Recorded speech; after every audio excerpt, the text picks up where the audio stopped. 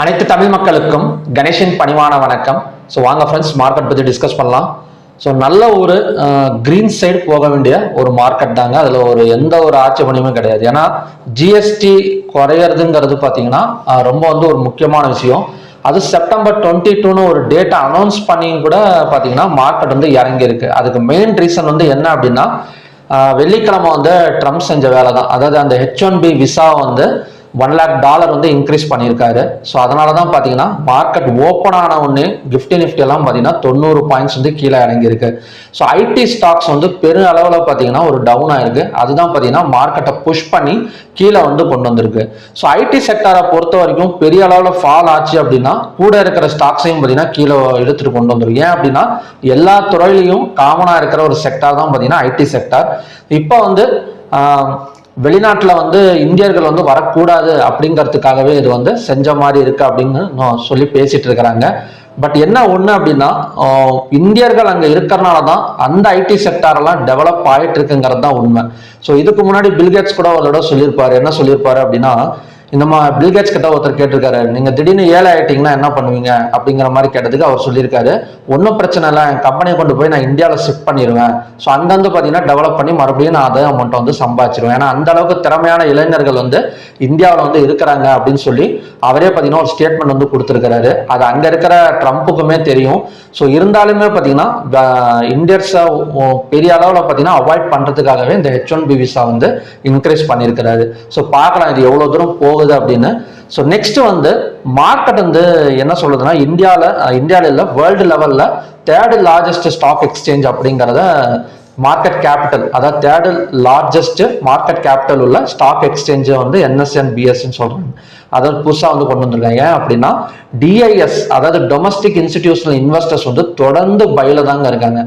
FIS என்னதான் selling pressure கொடுத்து ஒரு அழுத்தத்தை கொடுத்தாலுமே கூட DIS டொமஸ்டிக் இன்ஸ்டிடியூட், அதாவது உள்நாட்டு நிறுவனங்கள் பார்த்தீங்கன்னா தொடர்ந்து பை பண்ணிக்கிட்டே தான் இருக்கிறாங்க. அது எவ்வளோ பை பண்ணியிருக்காங்க அப்படின்னா, கிட்டத்தட்ட 2025 யூரோ நாள் வரைக்கும் கிட்டத்தட்ட ஒரு 5.3 லட்சம் கோடி ரூபாய் பை பண்ணியிருக்காங்க. இது பெரும்பாலுமே எதுல இருந்து இந்த பணம் வந்திருக்கு அப்படின்னா, இன்சூரன்ஸ் அண்ட் பென்ஷன் ஸ்கீம்ஸ்ல பார்த்தீங்கன்னா இந்த அளவுக்கு பணம் அவங்களுக்கு போகுது. ஸோ அதை வச்சு பார்த்தீங்கன்னா பங்கு சந்தையில தொடர்ந்து பை பண்ணிட்டு இருக்கிறாங்க. ஸோ இந்த பை இப்படி பண்ணிட்டு இருக்கிறனால நமக்கு இப்பெல்லாம் பார்த்தீங்கன்னா நிஃப்டி இந்த அளவுக்கு DIS பை பண்றாங்கன்னா, நிஃப்டி நேரத்துக்கெல்லாம் பார்த்தீங்கன்னா ஒரு 26,000 27,000 எல்லாம் போயிருக்க வேண்டியது, 27,000 28,000 பார்த்தீங்கன்னா ஈஸியா போயிருக்க வேண்டியது. இதுல என்ன ஒரு பிரச்சனை அப்படின்னா, ட்ரம்ப் செய்யற வேலைனாலதான் நிறைய மார்க்கெட் டவுன் ஆயிட்டே இருக்கு. ட்ரம்ப் மட்டும் ஒரு ப்ராப்பரான இந்த கட்டண உயர்வு, அதுக்கப்புறம் பார்த்தீங்கன்னா இந்த மாதிரி H1B விசால பிரச்சனை பண்றது, தொடர்ந்து இந்த மாதிரி டார்ச்சர் கொடுத்துக்கிட்டே இருக்கிறனால தான் FIS செல்லிங் ப்ரெஷர்ல அதிகமாக இருக்கிறாங்க. ஸோ இதுதான் ஒரு காரணம். இவர் கொஞ்சம் அமைதியா இருந்துட்டாரு, நார்மலா இருந்துட்டாரு அப்படின்னா கண்டிப்பா நிஃப்டி எல்லாம் பார்த்தீங்கன்னா DIS பை பண்றதுக்கும் FIS கொஞ்சம் சப்போர்ட் பண்ணுச்சுன்னு வச்சுக்கோங்களேன், சீக்கிரமா 26,000 27,000 தாராளமா வந்துடும். பார்க்கலாம். ஏன்னா இந்த மாதிரி தான் போயிட்டு இருக்கு. ஸோ அடுத்தது எந்த கட்டண உயர்வு எதுல சைன் போடுவாருன்னு தெரியல, மறுபடியும் எப்போ மார்க்கெட் ஃபால் ஆகும் தெரியல அப்படிங்கிற மாதிரி தான் இப்போதைக்கு பங்கு சந்தை இருக்கு. ஓகே, ஸோ இன்னைக்கு நிஃப்டி 122 பாயிண்ட்ஸ் டவுன் சைடாக இருக்கு. பேங்க் நிஃப்டி 169 பாயிண்ட்ஸ் டவுன் ஆயிருக்கு. கிட்டத்தட்ட ஃபின் நிஃப்டி கூட அந்த அளவுக்கு சப்போர்ட் பண்ணல. இதுல பெரிய கொடுமை என்னன்னா, FMCG செக்டாரே ஏறலைங்க. FMCG செக்டாரே பார்த்தீங்கன்னா பெரிய அளவுல ஏறல. இந்த GST அதிகமா குறைய என்ன சொல்றது, எந்த செக்டார் ரொம்ப யூஸ்ஃபுல் அப்படின்னு பார்த்தீங்கன்னா FMCG, ஃபாஸ்ட் மூவிங் குட்ஸ் சொல்லுவாங்க. அதுக்கு தான் பார்த்தீங்கன்னா chips packet, biscuit packet, so இதெல்லாம் பார்த்தீங்கன்னா கொஞ்சம் குறைஞ்சிருக்கு. சோப்பு விலை அதெல்லாம் பார்த்தீங்கன்னா கொஞ்சம் குறைஞ்சிருக்கு. ஸோ அன்றாட மக்கள் அதிகமாக பயன்படுத்துறது FMCG செக்டார் தான். அதுதான் ஒரு பெரிய குரோத் கொடுக்குன்னு நினைச்சேன். ஸோ அதுவுமே பார்த்தீங்கன்னா அந்த அளவுக்கு இன்னைக்கு வளரல. ஓவராலா செல்லிங் ப்ரெஷர்ல போட்டு தாக்கிட்டாங்க மார்க்கெட்டை. ஓகே, இந்த செல்லிங் ப்ரெஷர் கண்டினியூ ஆகுமா? 10th நாளைக்கு வர Nifty 50 எக்ஸ்பைரி. இதுல இன்னொரு குடும்பம் என்னன்னா, நாளைக்கு Nifty 50 எக்ஸ்பைரினாலே கொஞ்சம் ஃபாலிங் எதிர்பார்க்கலாம். ஆல்ரெடி பார்த்தீங்கன்னா செல்லிங் ப்ரெஷர்ல க்ளோஸ் ஆயிருக்க மார்க்கெட்டு. ஸோ இது பார்க்கறதுக்கு முன்னாடி நம்ம ஓப்பன் இன்ட்ரெஸ்ட் டேட்டாஸ் பார்த்துட்டு வந்துடலாம். ஓப்பன் இன்ட்ரெஸ்ட் டேட்டாவை பொறுத்த வரைக்கும் கால் ஆப்ஷனை செல் பண்ணி புட் ஆப்ஷனை பை பண்ணியிருக்காங்க. எதுல அப்படின்னா பேங்க் Nifty 50, சென்செக்ஸ் இதெல்லாம் பார்த்தீங்கன்னா புட் ஆப்ஷனை கொஞ்சம் பை பண்ணியிருக்கிற மாதிரி க்ளோஸ் ஆயிருக்கு. மற்றபடி fin Nifty, mid cap Nifty, bank டெக்ஸ் எல்லாம் பார்த்தீங்கன்னா கொஞ்சம் ஈக்குவல் க்ளோசிங் கொடுத்துருக்காங்க. ஸோ நெக்ஸ்ட் வந்து என்எஸ்சியில் மொத்தம் 3193 ஸ்டாக்ஸ் வந்து ட்ரேட் ஆயிருக்கு. அதில் 1150ங்கிறது பாசிட்டிவ், 1946ங்கிறது நெகட்டிவ், அன்சேஞ்சு வந்து 97. இதில் முக்கியமாக கவனிக்க வேண்டியது என்னன்னா 52 வீக் ஹைல 107 ஸ்டாக்ஸ் வரைக்கும் பர்ஃபார்மன்ஸ் வந்து பண்ணியிருக்கு. 52 வீக் லோல 50 ஸ்டாக்ஸ் தான். இந்த 107 ஸ்டாக்ஸ்ல ஹைவேட்டட் ஸ்டாக்ஸ் இருக்கான்னு கேட்டீங்கன்னா கண்டிப்பா கிடையாது. ஏன்னா ஹைவேட்டட் ஸ்டாக்ஸ் இருந்தது அப்படின்னா கொஞ்சம் செல்லிங் ப்ரெஷர் வந்து தடுத்துருக்கலாம். பட் ஹைவேட்டட் ஸ்டாக்ஸ் அந்த அளவுக்கு வந்து ஏறல. இன்னைக்கு கிட்டத்தட்ட ஒன்றுக்கு டபுள் மடங்கு வந்து 52 வீக் ஹை வந்து பர்ஃபார்மன்ஸ் பண்ணியிருக்கு. So upper circle 118, lower circle 73. So sector wise வந்து எது ஹையஸ்ட்னா நமக்கு தெரிஞ்சது தான் ஐடி செக்டார் தான். இந்த H1B விசானால பெரிய அளவில் அடி வாங்கியிருக்கிறது ஐடி செக்டார் தான். ஸோ மற்றபடி ஆட்டோ செக்டார் எல்லாம் கொஞ்சம் பரவாயில்ல. பேங்க் நிஃப்டி இந்த அளவுக்கு இறங்கும்னு சொல்லி எதிர்பார்க்கல. 150 பாயிண்ட்ஸ் கொஞ்சம் ஏறுன்னு தான் நினைச்சேன்.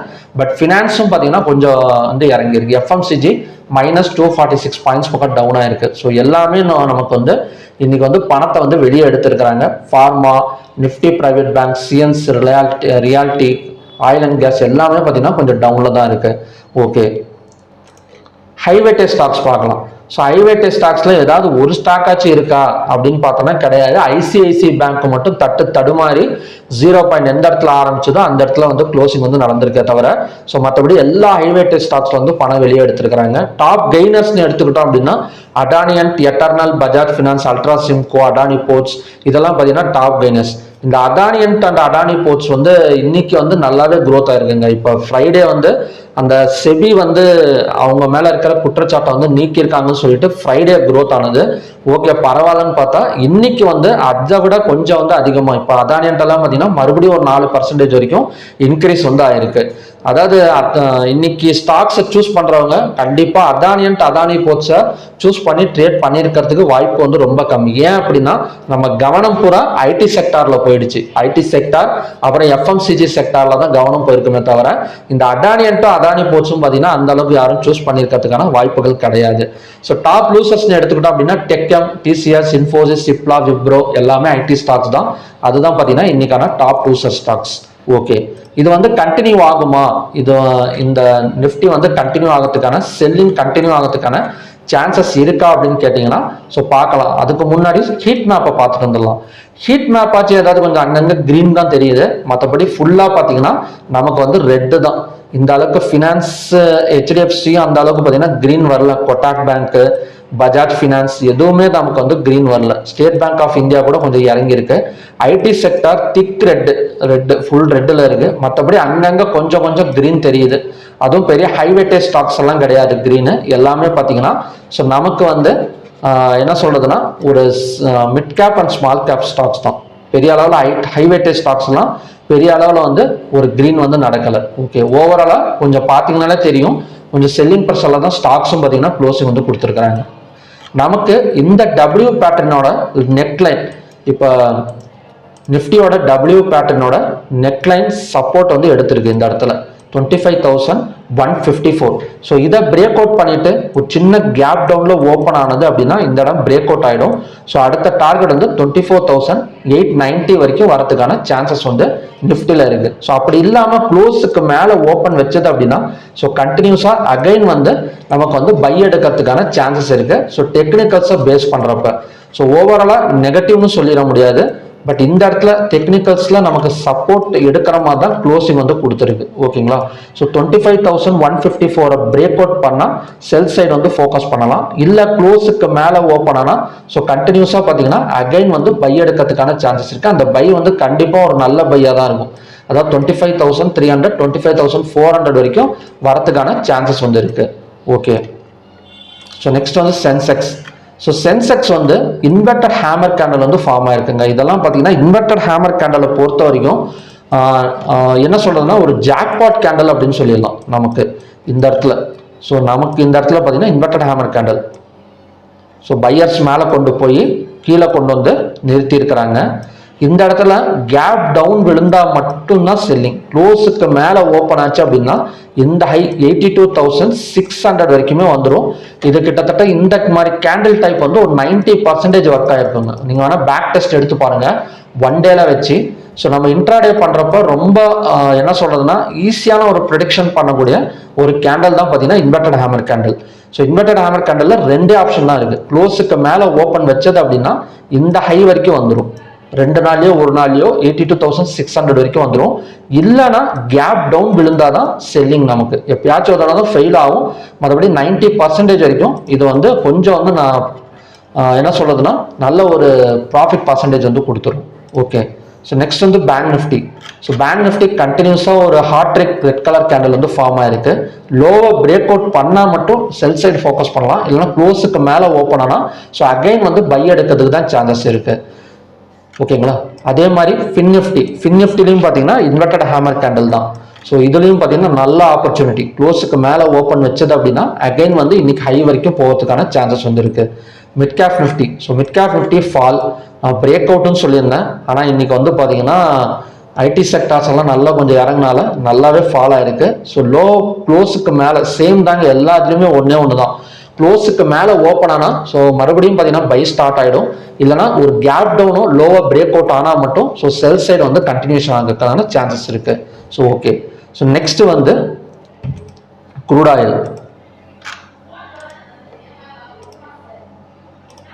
க்ரூட் ஆயில் வந்து மார்னிங் இந்த இடம் வந்து சப்போர்ட் ஜோன் சொல்லியிருந்தேன், அதாவது 5536 இந்த இடம் பார்த்தீங்கன்னா சப்போர்ட் ஜோன் சொல்லியிருந்தேன். எக்ஸாக்டாக இந்த இடம் டச் பண்ணிட்டு நமக்கு வந்து ஒரு 46 பாயிண்ட்ஸ் பக்கம் மேலே வந்தது. ஸோ அகைன் வந்து பார்த்தீங்கன்னா டவுன் ஆயிருக்கு. ஸோ இப்போதைக்கு செல்லிங்கா பையிங்கான்னு கேட்டிங்க அப்படின்னா ஒரு செல் சைடு பிரேக் அவுட் தான். ஏன்னா இந்த பேட்டர்னை இப்போதைக்கு வந்து பிரேக் அவுட் நடந்துருச்சு, இந்த இடத்துல பிரேக் அவுட் நடந்து இந்த சப்போர்ட்டையும் பிரேக் அவுட் பண்ணிடுச்சு. ஸோ நமக்கு வந்து அடுத்த டார்கெட் க்ரூட் ஆயிலோட அடுத்த டார்கெட்னு பார்த்தீங்கன்னா 5467. ஓகேங்களா? இந்த 5467 வந்ததுக்கப்புறம் 215 minutes candle green colour candle form ஆனால் ஸோ அகைன் வந்து ரெக்கவரி எடுக்கிறதுக்கு சான்சஸ் இருக்கு. இப்போதைக்கு செல் கன்ஃபர்மேஷன் அண்ட் டார்கெட் வந்து பார்த்தீங்கன்னா 5467 க்ரூட் ஆயிலை பொறுத்த வரைக்கும். ஸோ நெக்ஸ்ட் வந்து நேச்சுரல் கேஸ். ஸோ நேச்சுரல் கேஸும் செல் சைடு பிரேக் அவுட் தான். ஸோ காலையிலே சொல்லியிருந்தேன் 256.3ங்கிறது ரெசிஸ்டன்ஸ் ஜோன் அப்படின்னு. ஸோ இதுக்கு மேலே ஓப்பன் ஆனால் கூட செல்லிங் ப்ரெஷரில் தான் இருக்குது இப்போதைக்கு. ஸோ நமக்கு வந்து இந்த இடத்துல செல் சைடு கன்ஃபர்மேஷன் கொடுத்துருக்கு. ஸோ இதோட டார்கெட் வந்து பார்த்தீங்கன்னா 252, அதையும் பிரேக் அவுட் பண்ணால் 250 எல்லாம் வரதுக்கான சான்சஸ் வந்து நேச்சுரல் கேஸில் வந்து இருக்கு. ஸோ ஓகே ஃப்ரெண்ட்ஸ், இதுதான் பார்த்தீங்கன்னா இன்னைக்கான கண்டிஷன்ஸ்.